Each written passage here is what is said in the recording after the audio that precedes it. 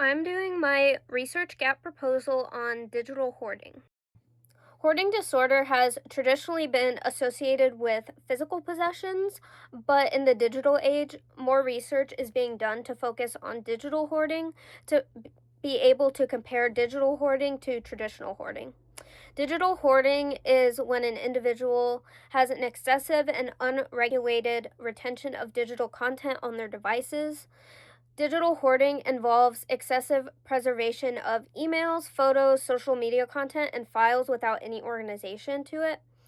Um, in contrast, digital storage involves efficiency, accessibility, and data security to safeguard their information.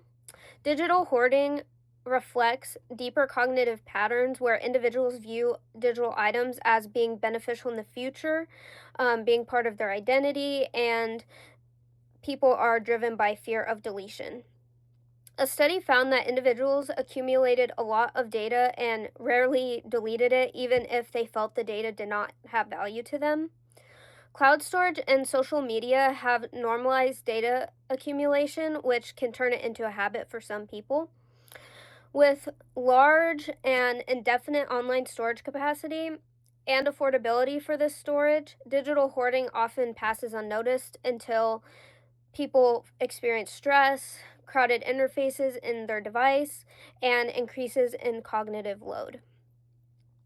Digital hoarding can even impact college students' academic performances.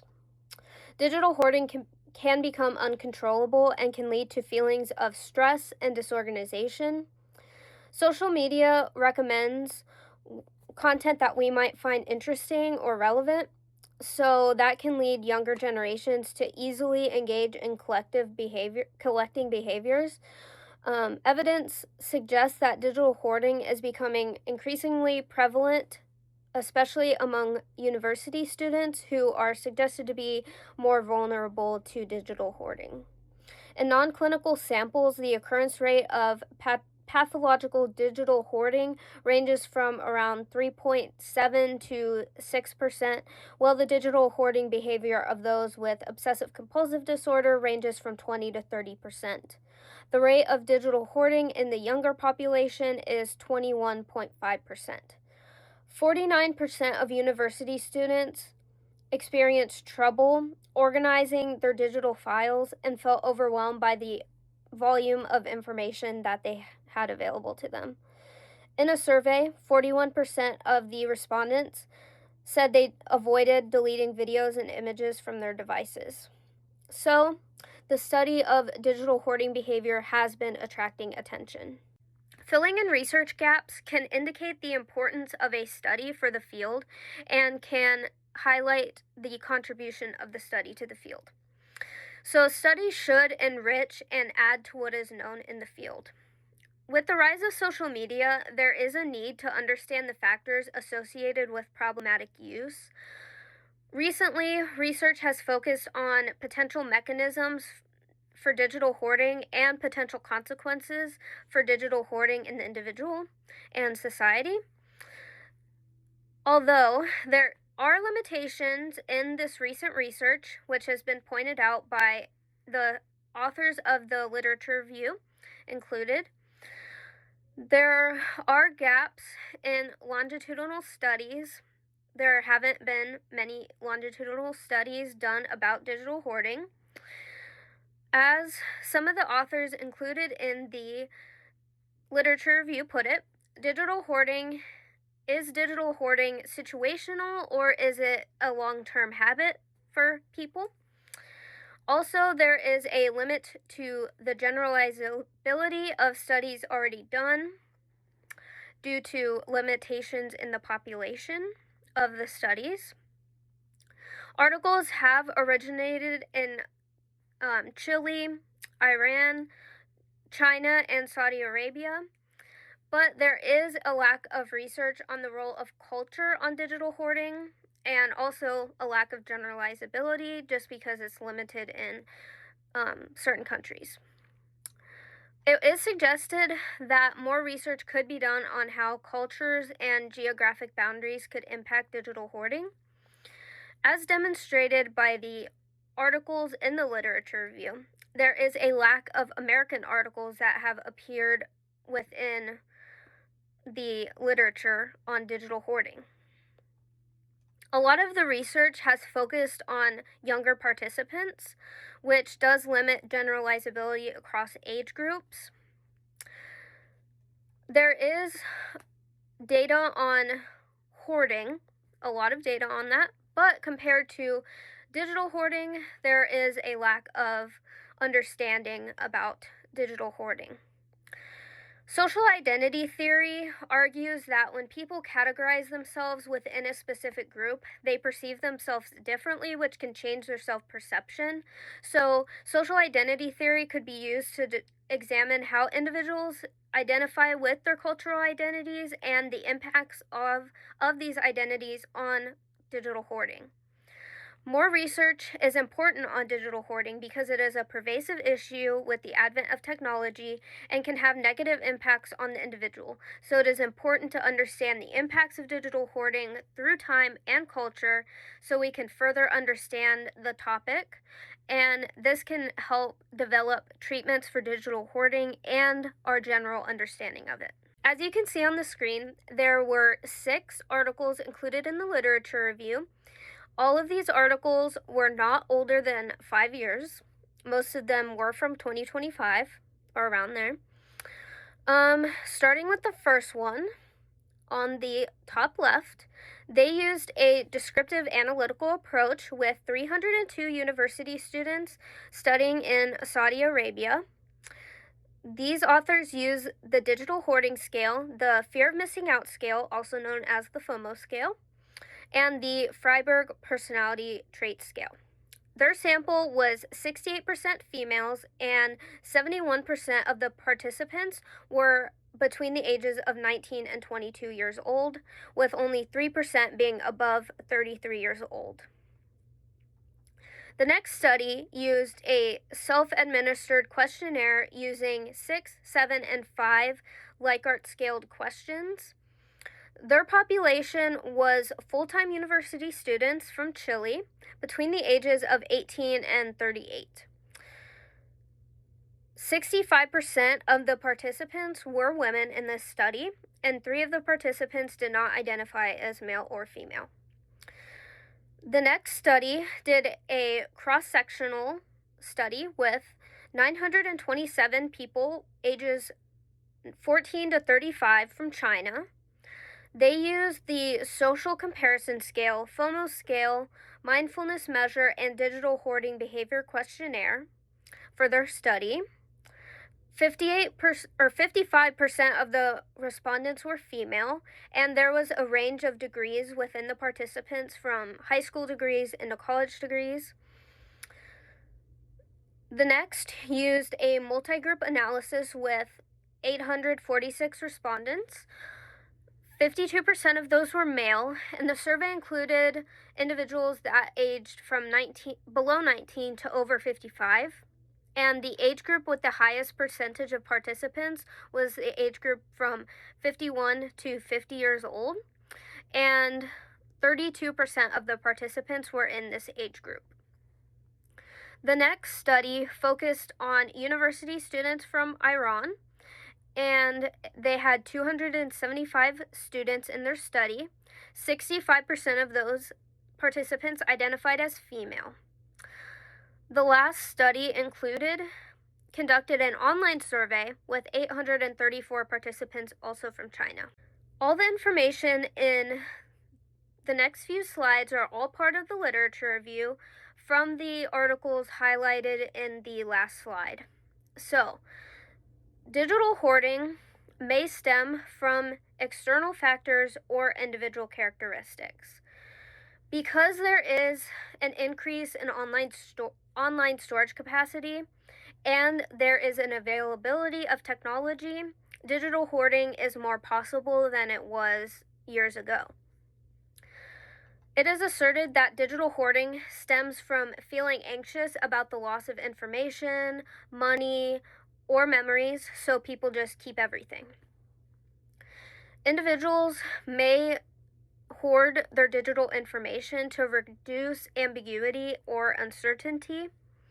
Individuals who have an intolerance to uncertainty may retain information to reduce future risks, and they may find a decrease in self-efficiency in their data management, which can lead to their data being unstructured.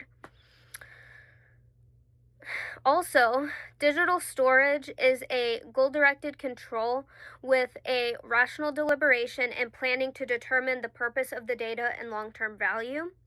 So, students that have a lot of data may feel information overload and decision fatigue, so they may just save all their data to avoid having to make decisions and determine if the data should be kept or not. A desire for perfectionism and order in managing digital content might make the task of organization and deleting content daunting, so they might not do it at all. Those experiencing perfectionism that's maladaptive are more likely to experience digital hoarding behaviors, most likely because it, again, takes time to manage digital content and it might seem daunting. So, continuing with the literature review information, the fear of missing out, also known as FOMO, might be a factor in digital hoarding, which was found in the articles. Digital hoarding can be caused by upward social comparison when individuals feel the fear of missing out, which can motivate them to save and retain content. Research has shown a link between digital hoarding behavior and social comparison. The fear of missing out happens when individuals feel that they are missing out on experiences, especially when the experiences seem better than what they're experiencing. Individuals might be fearful that they are missing out on critical information. The self-determination theory feels that the fear of missing out can be understood as a self-regulatory limbo from deficits and psychological needs.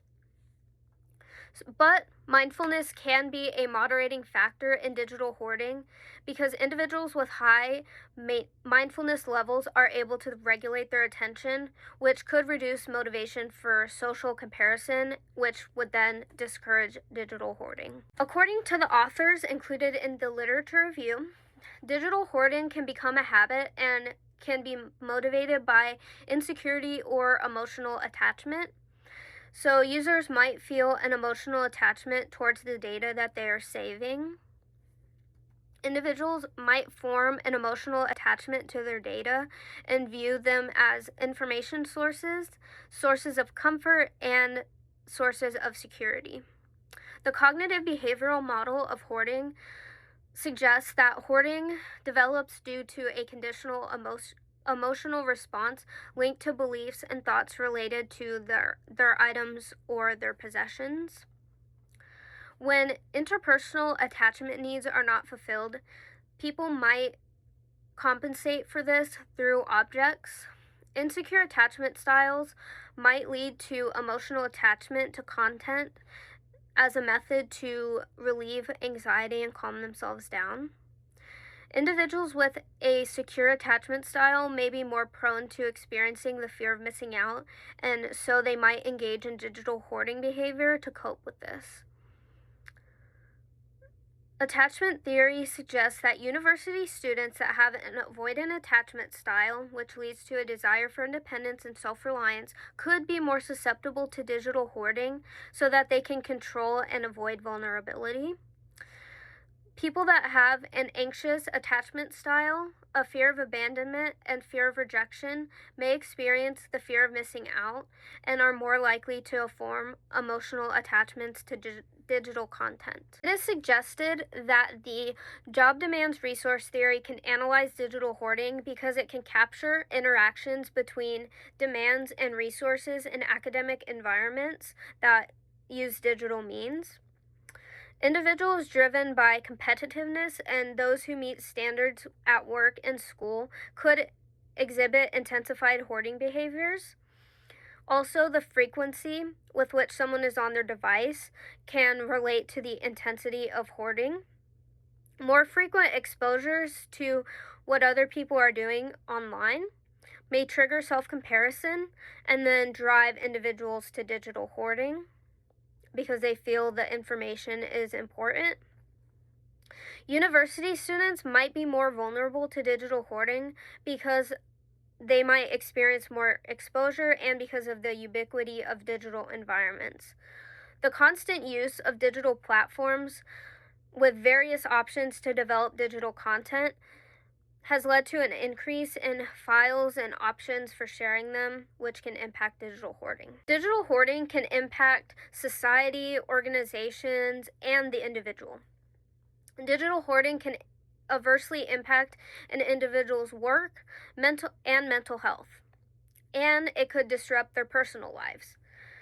Digital hoarding is linked to anxiety, insecurity, and perfectionism. Hoarding behaviors can have negative impacts on mental health, like I said, because of increasing anxiety and also decreased productivity. People who experience digital hoarding may feel disorganized and they may feel stressed. Digital hoarding can manifest itself in stress and cognitive load because of crowded interfaces. Digital hoarding can impact personal information management and can lead to information overload, which can impair the efficiency of decision making, and it can increase the cost of data management. Unchecked digital hoarding can lead to the reduction of information processing effectiveness and can lead to a lot of user energy.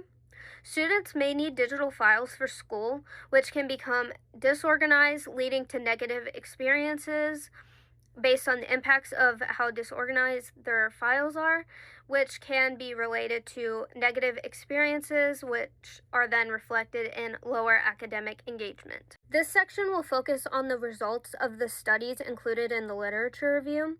So one found that neuroticism and depression are the most prominent predictors of digital hoarding, but gender and age were not significant predictors of digital hoarding. This is consistent with the cognition behavior model, which highlights that individuals can keep their content due to feeling like that it is a form of control or security. Another study found that there was an association between anxiety and digital hoarding.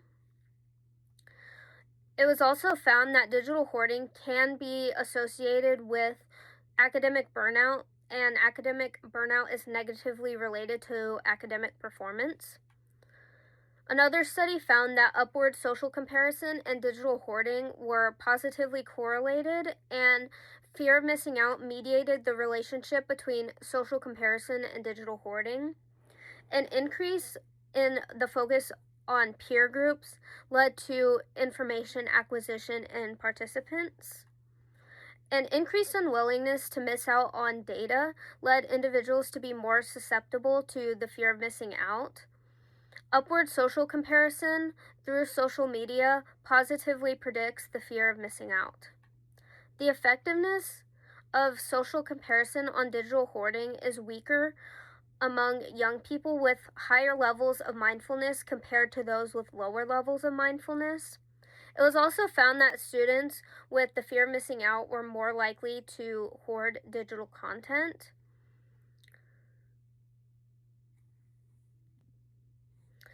It was found that emotional attachment to digital items, decision fatigue, the fear of missing out, and information overload all contribute to digital hoarding, and that maladaptive perfectionism is a moderating variable. Students who experience perfectionism could develop an emotional attachment to their digital files because of sentimentality. It was also suggested that students with different attachment styles may have different levels of hoarding behaviors. Constant acquisition, difficulty discarding digital content, and clutter propensity could lead to digital hoarding. It was also found that students that have better skills in organizing, storing, and managing the information that are stored on their digital devices were less likely to have hoarding behaviors. Users perceived richness, ability, and economy promoted digital hoarding, either directly or indirectly, and security mediated these impacts. Perceived economy's impact may be due to expanded storage capacity, which creates conducive conditions for information hoarding. When people feel that certain information has comprehensive and rich content, they are more likely to hoard and consume the information. It was found that perceived usefulness directly influenced digital hoarding behavior, potentially because if individuals feel that the information that they are seeing is useful, they will sort it and integrate the content instead of just hoarding it. There were some limitations in the studies that were included in the literature review. So, for example, some of the studies rely on subjective data, and they might have bias in their self-reported responses in the surveys. Also, data was not generalizable to the whole population, especially when the population included in the study were college students. Also, the data was cross-sectional, so causality cannot be established. As was mentioned previously in the presentation, research on digital hoarding is limited. It's pointed out that predictive models for digital hoarding are still new. Also mentioned is that research on digital hoarding is recent and focuses on measuring individuals' hoarding levels through instruments previously used to measure physical hoarding, and those that have been adapted for digital hoarding. Research has focused on risk factors for developing digital hoarding. Current studies rely on sectional designs, and they lack a comprehensive predictive framework. Research on digital hoarding also lacks a strong theoretical foundation.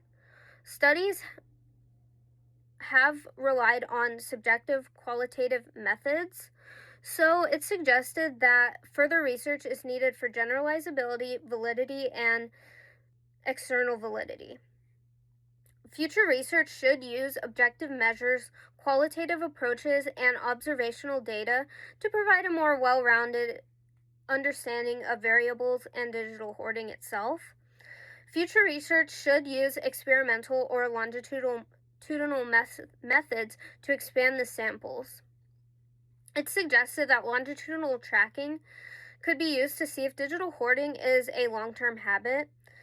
It could also be used to examine how digital hoarding tendencies evolve. Further research is needed with varied samples, so focusing on Western, educated, rich, industrial, and democratic samples can lead to limited psychological insight. Also, there is a need for deeper understanding of the psychological mechanisms behind digital hoarding. Research has neglected understanding the relationship between digital hoarding and perceived value. More research could also investigate how digital hoarding varies with different types of digital content. It's also suggested, as I mentioned earlier, that more research could be done on the impact of cultures and geographic boundaries have on digital hoarding. Future research is needed to understand the effectiveness of intervention techniques to manage digital hoarding. This section involves suggestions that were laid out by the articles included in the literature review. So, starting off, understanding the theoretical implications related to digital hoarding can help create strategies to combat digital hoarding and encourage healthier behaviors online in college students. Considering individual characteristics and personalities when researching digital hoarding and therapeutic plans is important. Interventions that use mindfulness could act as a buffer, which could then decrease digital hoarding. Also, there is an importance suggested about digital well-being programs that help young users understand the impacts of their online behaviors, and it can give them tools to break the cycle of digital hoarding. It was also suggested that individuals have organizational skills regarding their digital content and to have awareness about the dangers of digital hoarding. in order to reduce the negative impacts of digital hoarding. Having knowledge about management systems and about proper data management can help manage data and the storage of information before it becomes a problem. It's suggested that users should have control over their storage space. They should reduce information anxiety and enhance their information literacy. Individuals should consider how they can handle rich digital information and address their insecurities coming from uncertainty. Digital labels can decrease uncertainty, and decreasing information anxiety can help people address the overwhelming amounts of digital information they come across, and it can empower them to make positive decisions about how they consume their digital information and how they store it. In social psychology, experimental manipulations should establish construct validity by influencing the psychological constructs that were intended to be influenced during the experimental design. Relying on face validity could contribute to replicability issues. So, validated manipulation checks should be used before the manipulations are implemented, and manipulation protocols should be standardized. Manipulation effects on multiple constructs should be established, and the duration and size of the effects of the manipulations should be estimated. Also, open practices within experimentation can allow others to understand the research process, which can also help with validity, ethics, transparency, and collaboration. Based on the literature, there have been studies done on digital hoarding, but there are still gaps in knowledge. There are limits within being able to establish causation because of the research methodologies being used. There's also a lack of generalizability from these studies. There are aspects to digital hoarding that have not been thoroughly researched, so they're not thoroughly understood, like the psychological mechanisms behind it, how content impacts digital hoarding, the role of culture, and the efficacy of interventions to help those experiencing digital hoarding behavior. So, it is proposed that more resources be brought to investigate the topic of digital hoarding because it is pervasive. 21% of the general population experiences digital hoarding behaviors. And digital hoarding can impact individuals negatively in many aspects of their lives.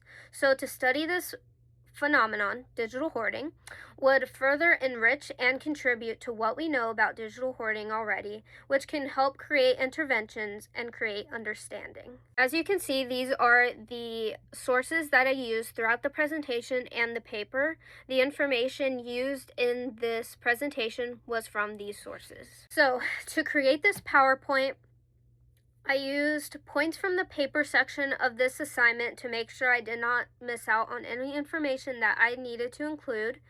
Once the information was added, I recorded this part of it, the speaking, and with all the information being added, I designed the PowerPoint, adding some color to the slides. I went with puzzle pieces for the topic slide because I felt like filling in research gaps was like putting pieces together of a puzzle, so I felt that was fitting.